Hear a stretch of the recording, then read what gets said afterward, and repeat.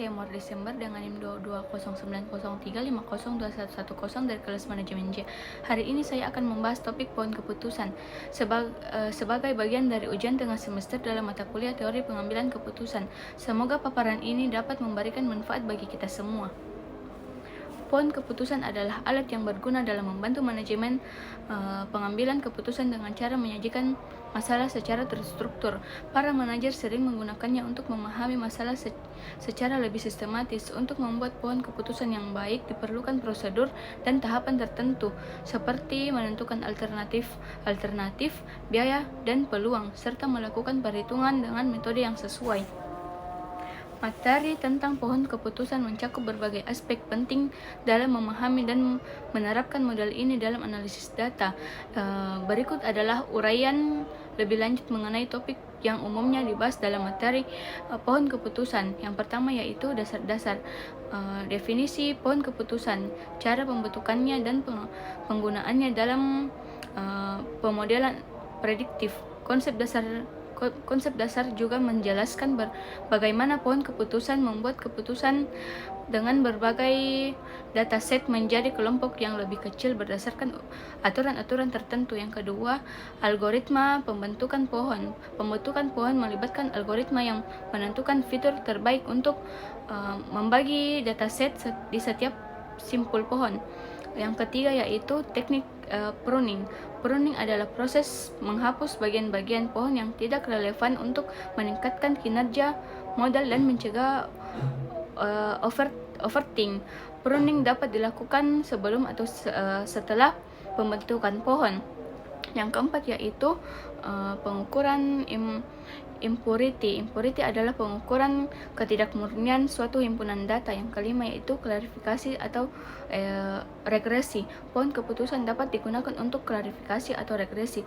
Materi mencakup cara menggunakan pohon keputusan untuk tujuan tersebut serta perbedaan dalam teknik pembentukan pohon dan pengukuran kinerja. Yang keenam yaitu aplikasi dan contoh. Materi ini juga dapat menyoroti berbagai aplikasi pohon keputusan dalam berbagai bidang seperti bisnis, kesehatan, dan keuangan. Contohnya yaitu kasus sering diberikan untuk memperjelas konsep dan implementasinya. Yang ketujuh yaitu evaluasi model. Evaluasi model seperti validasi silang untuk mengevaluasi kinerja model dan memastikan generalisasi yang baik. Berikutnya yaitu terdapat dua jenis pohon keputusan berdasarkan variabel target. Pohon keputusan variabel kategori dan pohon keputusan variabel kontinu. Pohon keputusan variabel kategori membagi variabel target ke dalam kategori, sementara pohon keputusan variabel kontinu menggunakan variabel target yang bersifat kontinu. Proses pembuatan pohon keputusan melibatkan penentuan variabel dan nilai yang akan dirangkum, diikuti dengan langkah-langkah seperti pembuatan pertanyaan atau ide, menambahkan cabang, menetapkan simpul keputusan cabang, dan menetapkan nilai untuk setiap hasil.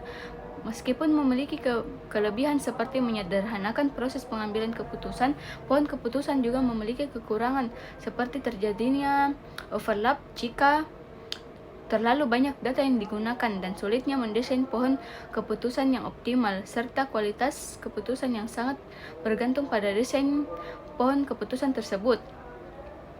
Simbol-simbol yang umum digunakan dalam pohon keputusan adalah kotak untuk keputusan, lingkaran untuk kejadian tidak pasti, dan garis hubung untuk menghubungkan. Komponen utama dari pohon keputusan termasuk titik pilihan sebagai akhir keputusan, cabang alternatif untuk kemungkinan jawaban, titik hasil sebagai hasil dari cabang, dan cabang hasil untuk kemungkinan hasil dari titik hasil.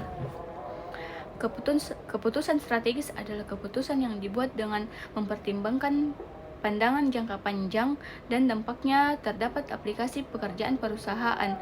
Kepemimpinan strategis memainkan peran penting dalam mengantisipasi perubahan motivasi dan pemberdayaan orang lain untuk menciptakan perubahan strategis yang diinginkan.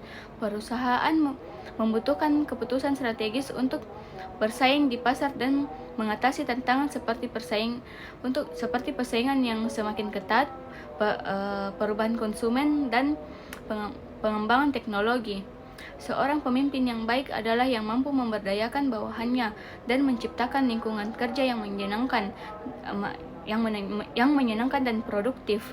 Ketergantungan yang berlebihan pada seorang pemimpin dapat menghambat pertumbuhan organisasi dan menyebabkan kerentanan dalam pengambilan keputusan.